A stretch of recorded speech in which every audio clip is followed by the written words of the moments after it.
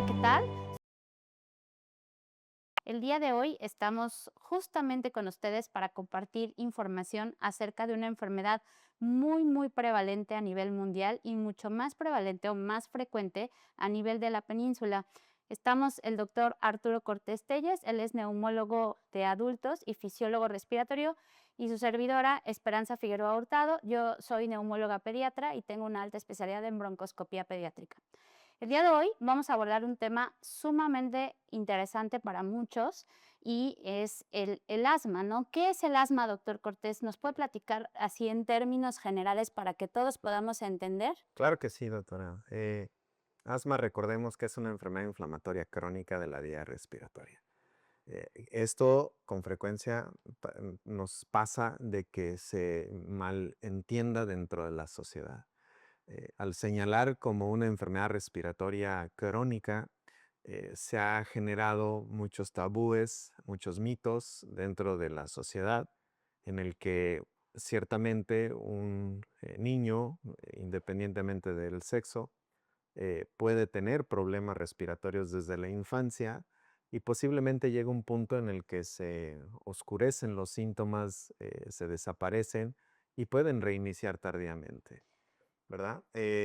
Esto pues genera que en ocasiones se subestime la enfermedad. Justamente eso es lo que quería comentarles. Actualmente la Organización Mundial de la Salud estima muertes por asma a nivel mundial cerca de 350,000 muertes a nivel mundial solamente este último año reportado. Y aproximadamente, ¿cuántos millones de asmáticos existen en el mundo, doctor Así Cortés? es, doctora. Con base en las cifras que usted mismo menciona de la Organización Mundial de la Salud, se estima que actualmente hay una prevalencia de la enfermedad de más de 340 millones de habitantes. ¿Qué tanta dimensión es esa? Yo creo que hay que considerarlo, con base en la población que existe en el mundo. Recordemos que hay cerca de 8,000 millones de habitantes en el planeta. Entonces, estamos hablando de que posiblemente estemos alrededor del 7% de la enfermedad. Sin embargo, doctora, me gustaría que nos compartiera qué pasa en las zonas tropicales. Justamente es lo que le iba a decir, porque hay regiones en el mundo, incluso en nuestro país, que es más frecuente encontrar más enfermos de asma que en otras regiones. Por ejemplo, Yucatán recientemente pasó del lugar número 2 al lugar número 1 en frecuencia de presentación de enfermedad como asma. ¿Por qué? ¿Qué pasa en esta región? Bien, sabemos que en las zonas tropicales, todo el cinturón tropical, van a existir múltiples factores que contribuyen a la aparición de la enfermedad. Sabemos que hay factores genéticos, factores ambientales, factores de exposición, eh, y sobre todo en la exposición, las zonas tropicales tienen una alta carga alergénica. Esta palabra es clave, me parece, doctora, que genera esta confusión dentro de la enfermedad. El decir alergia no es lo mismo que decir asma. Alergia, recordemos que es un proceso en el que el ser humano, al entrar en contacto con los alérgenos, va a desarrollar una serie, una cascada consecutiva de reacciones internas que van a puntualizar en la aparición de síntomas. Entonces, la región, recordemos, como les digo a los pacientes, los cuatro jinetes del apocalipsis, tiene una gran carga de polen, pasto, ácaros y esporas de hongos. Incluso puede haber diferencias de ciudad a ciudad. Hay personas que hemos visto, que hemos evaluado en la clínica de sueño y aire, que no reaccionan viviendo en una zona y cuando se trasladan a vivir a Mérida, comienzan a aparecer los síntomas. Justamente, y algo muy importante también que hay que comentarle a la población, que hay que recordar que la península de Yucatán tiene características únicas que la vuelven obviamente maravillosa en muchos aspectos, pero también está orientada justamente hacia el norte.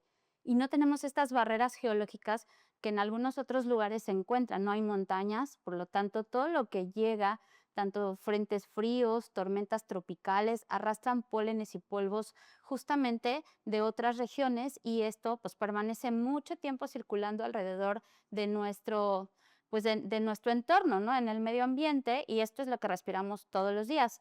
Estos atardeceres rojos, naranjas Así es. preciosos que todos disfrutamos y nos tomamos nuestras fotos, pues son producto de justamente esa circulación de pólenes y polvos que existen en la región, Así ¿no? es que va transicionando el movimiento del planeta, va generando movimientos ambientales. Hay un tema importante que tiene que ver con lo que comenta la doctora de el aspecto ecológico. Hay estudios en países que se involucran y que monitorean cómo está la carga de polen, cómo está la carga de estos La alérgenos calidad en el del aire. ambiente, la calidad del aire. Y han observado que entre mayor tengan, el arbolado tenga una mayor copa, hay menos probabilidades de que estos alergenos lleguen a la faz de la tierra, al ras del suelo.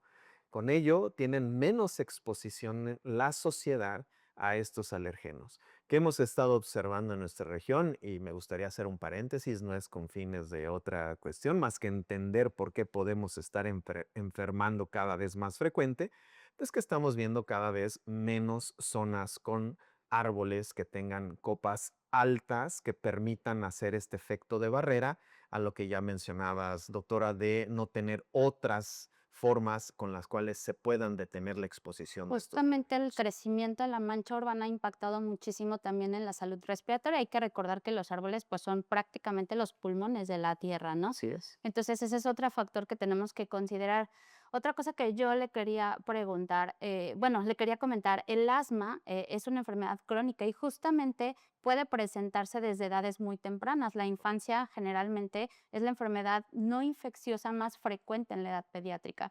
Y la realidad es que empezamos a sensibilizarnos a partir de que nacemos. O sea, el día uno que nacemos, pues ya no respiramos líquido amniótico dentro de la pancita de nuestra mamá, estamos respirando prácticamente lo que hay en el ambiente y esto genera una sensibilización temprana a todos esos factores ambientales. Y si yo tengo una carga genética, es decir, mi familia, sobre todo carga genética directa, papá o mamá, tienen antecedentes de haber padecido asma o padecer asma actualmente, justamente me confiere un riesgo mayor de desarrollar esta enfermedad, juntando los factores genéticos, ambientales y obviamente pues muchos otros factores que pueden también evolucionar a que desarrollemos esta enfermedad.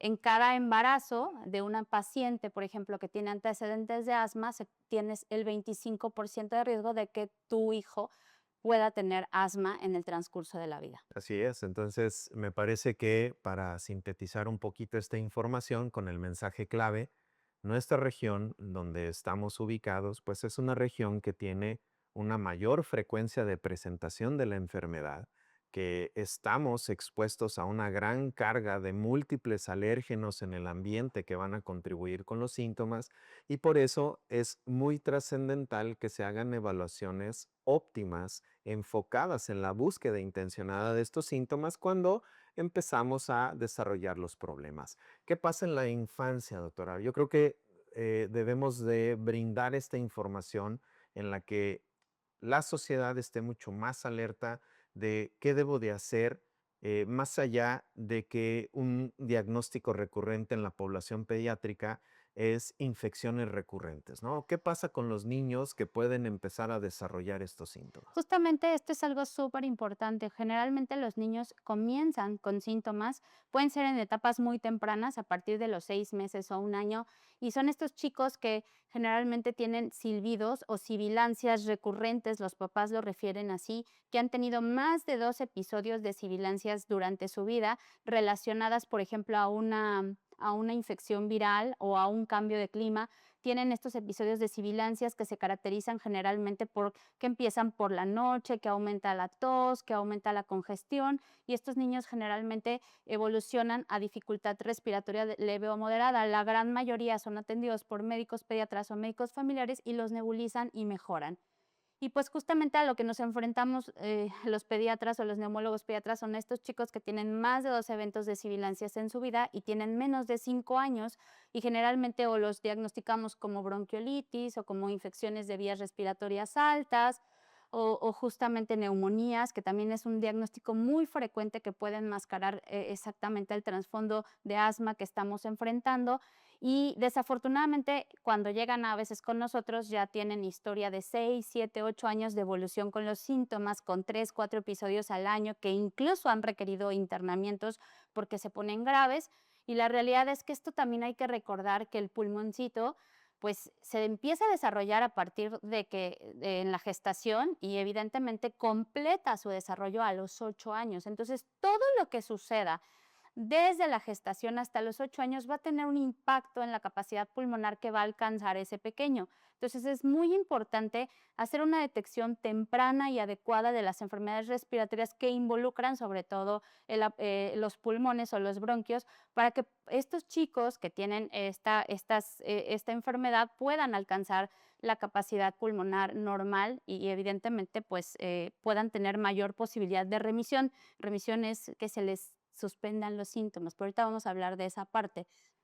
Sí, me parece que tener un buen reconocimiento desde etapas tempranas va a ayudar a que los chicos tengan un mejor desarrollo del sistema respiratorio, porque sabemos que en la etapa adulta, eh, entrar en una desventaja con la función pulmonar ya algo deteriorada por el hecho de la falta de un adecuado diagnóstico de esta situación que es muy frecuente en nuestra sociedad, pues eso sabemos que va a impactar negativamente en el desarrollo de otros problemas en las personas. Entonces, por ello, más allá de en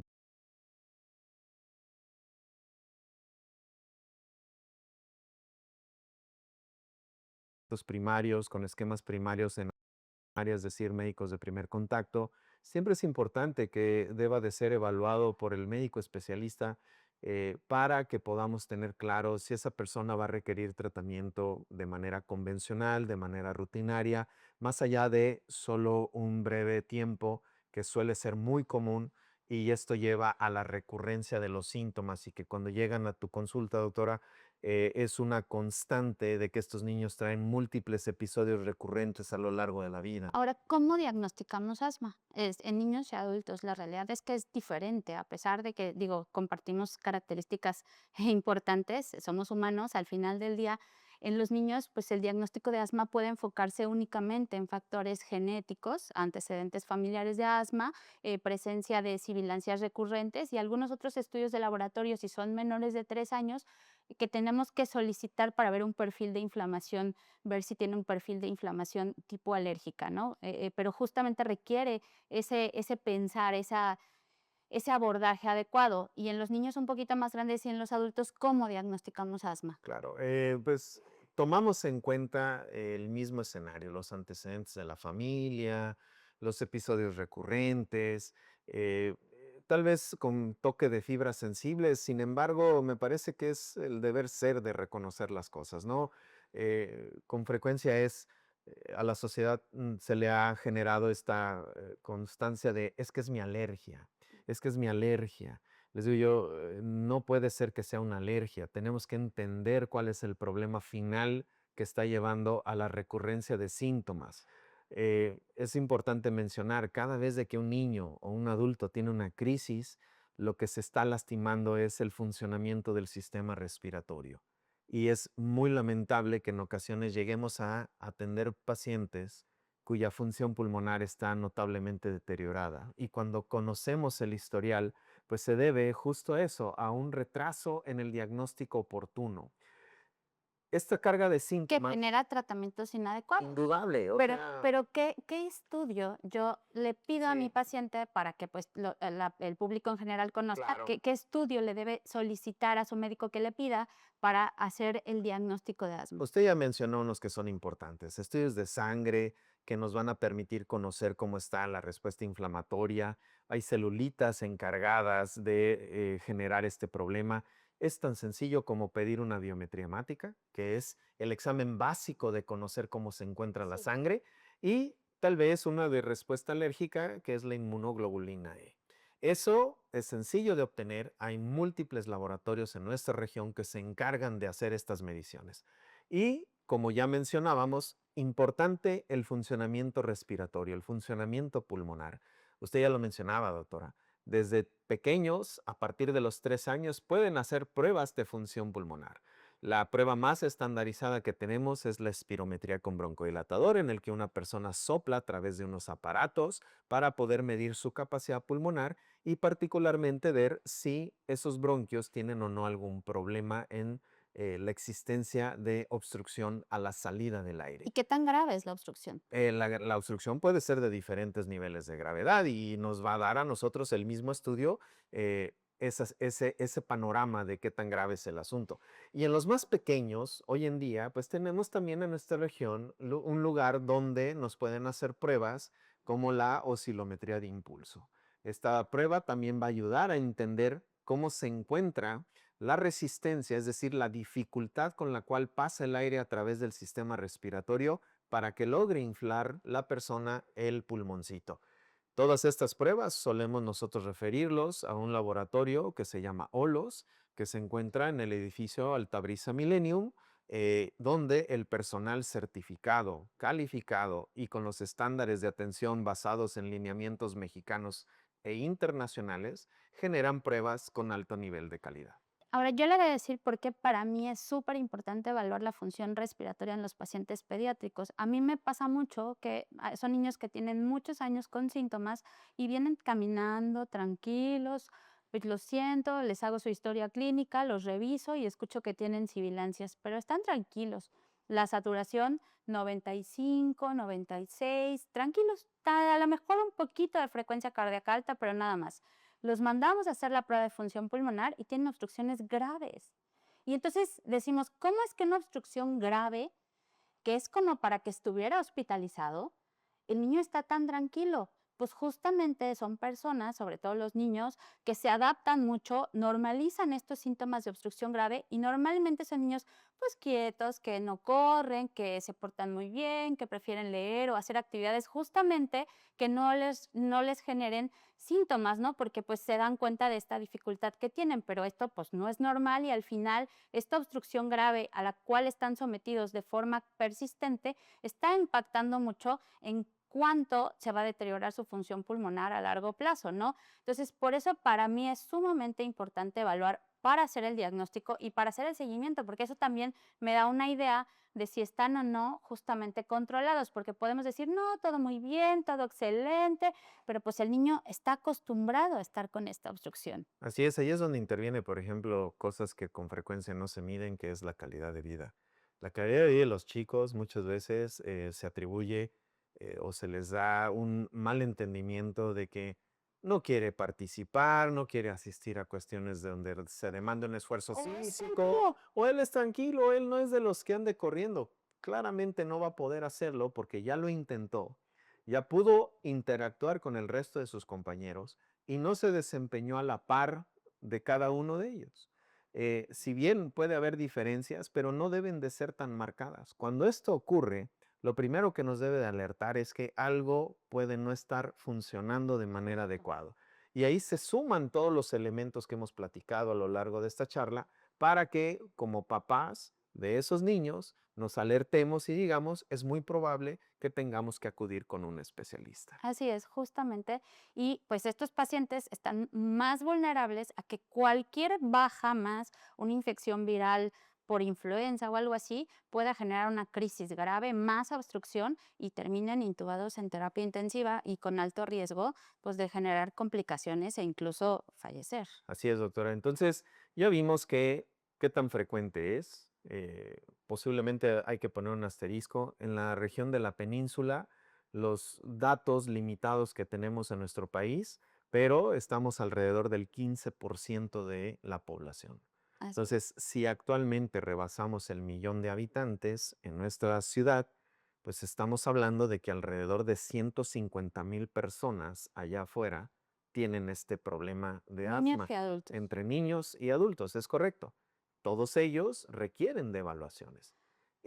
También hablamos de los factores que predisponen, los síntomas, la manera en la que posiblemente llevemos a la certeza el diagnóstico, pero hay una cosa que quiero preguntarle, doctora, Díganme. que sobre todo se ve en la infancia y es el mito de los tratamientos. Así es. La exposición con algunos fármacos en particular que genera muchas dudas porque hay historia que ha contribuido con esas dudas, pero de aspectos negativos Claro. y evitan que los niños tengan un adecuado tratamiento. Ese es un problema, la desinformación o la infodemia, que pues ya hemos escuchado en muchos lugares, genera principalmente esa transmisión de información no real y justamente los papás, pues en este sentido de intentar que sus hijos estén lo mejor posible, deciden suspenderles el tratamiento inhalado, que generalmente es un broncodilatador de acción prolongada y un esteroide inhalado por a dosis muy bajitas. Entonces, la realidad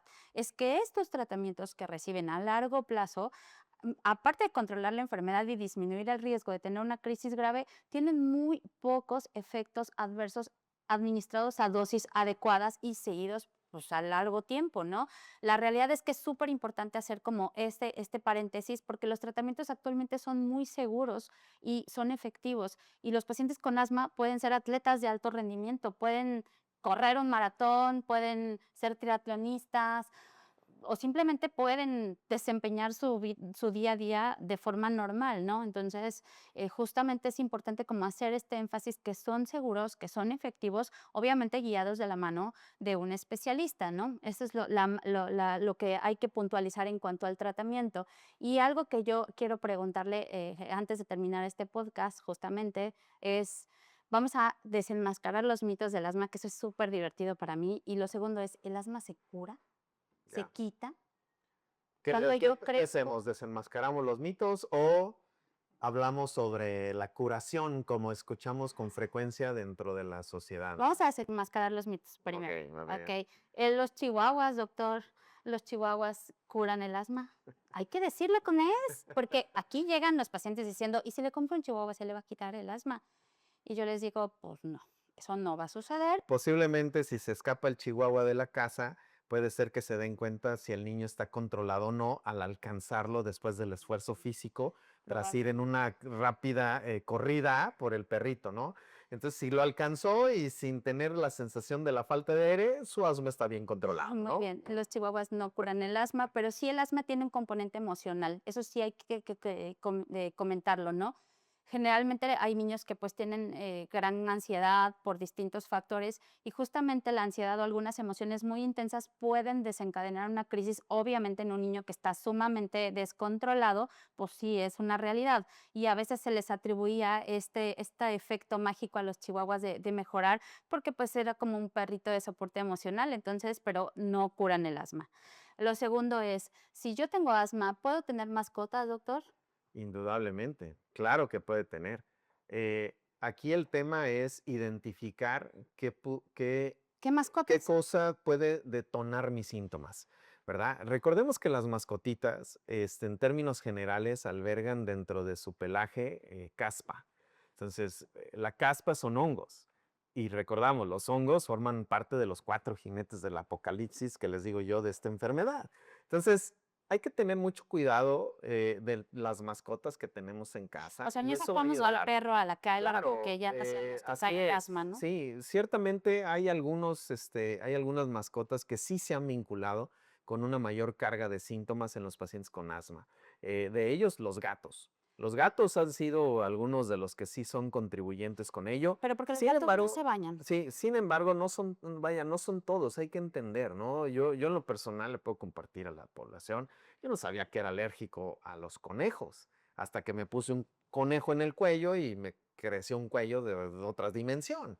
Entonces se da uno cuenta que pues entonces no puedo tener acceso a los conejos. ¿Para qué? Pues para evitar esas molestias, esos síntomas que no eran propiamente bronquiales, sino que era una reacción de la piel. Pero ¿De igual acuerdo? está Pero es vinculado. una reacción, ¿de Claro. acuerdo? Entonces creo que en el contexto de las mascotas tienen que entender que puede ayudar a las personas. Sí, si han vivido con perros toda la vida, pues el perro no es el causante del asma. Por favor, a los perritos déjenlos en paz. Hay que bañarlos pues, cada 10 a 15 días. Tomas en las Ajá, recomendaciones de de su los veterinario, veterinarios, exactamente. cepillenlos, O que sea, no duerman en la cama del paciente y tan, hay que ¿no? tener los cuidados generales para estas situaciones, ¿no? Tampoco hay que crucificar o satanizar a las mascotas. Si lamentablemente cada vez de que entro en contacto con una mascota empiezo a tener alguno de los síntomas vinculados al asma, como es la opresión del pecho, silbidos, tos O en accesos, pues sí, lamentablemente podría ser el efecto que se esté teniendo, ¿no? En ocasiones podemos auxiliarnos de algún otro colega especializado para tratar de desensibilizar si es la última opción de querer tener una mascota, ¿no? recordando. Pero, pero hay que tratar de manejarlo propiamente con la persona. Otro mito del asma. El asma se cura o se mejora con vacunas orales, que normalmente muchos pacientes acuden al alergólogo y algunos alergólogos tienden a dar tratamientos de vacunas orales para desensibilizar a los pacientes que les hicieron ya sea pruebas cutáneas o pruebas en sangre. ¿Se va a curar? ¿Se va a controlar Sí. con No, orales? recordemos, ahí yo me gustaría ampliar un poquito para que la sociedad lo entienda. Asma es una enfermedad inflamatoria que, cuyos síntomas se desencadenan con el contacto con los alergenos. Entonces, ¿qué es lo que estamos planteando? Que existen alergenos a los cuales pudiera tener algún efecto la tratamiento con las vacunas orales, pero la respuesta inflamatoria interna del sistema respiratorio no se está controlando. O sea, están controlando una zona dentro de dentro de una enfermedad de múltiples esferas. Entonces, es falso que solo con el tratamiento de inmunoterapia oral el paciente va a lograr la remisión de la enfermedad. Asma, la piedra angular del tratamiento es utilizar medicamentos que tienen el efecto de desinflamar la vía respiratoria. Así es. Y este es uno de los fundamentos que posiblemente más nos enfrentamos porque se ha tergiversado la información vinculada con ellos. Una cosa es utilizar medicamentos a la dosis que debe de ser y otra cosa es que con frecuencia vemos personas como pacientes, tanto adultos y niños, en los que han tenido una gran carga de exposición a los derivados de la cortisona. Entonces, eso la familia de los chicos lo leen, se informan y puede haber cierta reticencia al uso. Yo les pongo un ejemplo sencillo que me parece lo va a entender como papá y mamá y la sociedad. Ese problema, esa forma simple de ver las cosas es la dosis disponible de cortisona tomada en el mercado es de 5 miligramos. 5 miligramos. Las dosis que administramos o que prescribimos nosotros para los pacientes con asma vienen en microgramos. Es decir, para que tengan una idea, tomar una pastilla de prednisona en una sola dosis un día, ya la persona adquirió o ya la persona consumió 5 miligramos, que es equivalente a 5,000 microgramos. De una dosis estandarizada de un medicamento donde vienen 250 microgramos por dosis, es el equivalente a 20 dosis, ¿verdad? Esas 20 dosis no se van a administrar en un solo día, van a ser a lo largo de los próximos posiblemente 10 o 15 días. Entonces vean cómo es diferente cuando ya se tiene más contextualizado la importancia que tienen estos medicamentos en el tratamiento del asma correctamente prescritos y eso es a cargo de los especialistas en medicina respiratoria. Justo, que son dosis muy pequeñas que actúan únicamente en la vía respiratoria, a diferencia de los que tomamos vía oral, que sí actúan a nivel de pues, todo el cuerpo, ¿no? Generando todos los efectos adversos. Otro mito importante, ¿el paciente con asma puede hacer ejercicio? Incuestionablemente. Incuestionablemente puede hacer ejercicio. De hecho, Debe de. debe de hacer ejercicio. Nosotros tenemos este año, hemos liberado información de fondo de investigación en el que pacientes con asma que además tenían un binomio de tener peso de más, es decir, la combinación de asma con obesidad, cuando los metimos a una prueba para conocer el desempeño físico que tenían y aprovechamos para tomar una muestra de sangre, vimos que hay moléculas que libera nuestro cuerpo por tener este problema del asma y que se veía más pronunciado en los pacientes que simultáneamente tenían obesidad.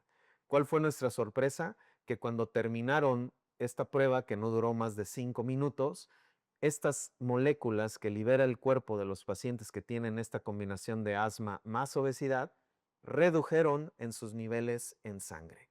Tan solo 5 minutos. De ejercicio. Por lo tanto, tenemos evidencia sólida con fundamento teórico y en línea de investigación que respalda lo que dices, doctora. Todo paciente con asma debe realizar actividad física y si tiene límite, debe comunicárselo al médico. ¿Para qué? Para poder hacer evaluaciones objetivas que me permitan hacer ajustes de los medicamentos y con ello les permita llevar su vida convencionalmente. Ok, eso también es súper importante. El frío Ahora sí que la temporada de frío aquí, que, justamente en la península, pues, bajan algunos grados. No es que se sienta más frío, pero el frío desencadena las crisis de asma. Digamos que sí puede contribuir, pero sobre todo lo vemos más en los pacientes que no están controlados. O Justamente. sea, ahí por eso hay que entender estas diferencias. El paciente que está controlado con frecuencia no lo dice. Tenía miedo del siguiente frente frío, tenía miedo del cambio de clima con las lluvias. Sin embargo, desde que iniciamos el tratamiento para corregir el problema, dejé de tener los síntomas cuando ocurrían estos cambios. Pues, ¿cuál era el problema de fondo? Que tenía una enfermedad que no estaba controlada. Una vez que inician los tratamientos para el control de la enfermedad, todos esos mitos desaparecen. Y bueno, vamos a romper 2 más. Los pacientes con asma se pueden meter a la piscina, se pueden meter al mar, pueden hacer vida prácticamente normal, a menos que tengan alguna comorbilidad como rinitis alérgica, donde se les recomienda, pues, que laven su nariz, sobre todo después de la exposición al cloro de las piscinas. ¿Pueden dormir con aire, doctora? Claro, aquí si tienen aire, por favor úsenlo. La verdad es que se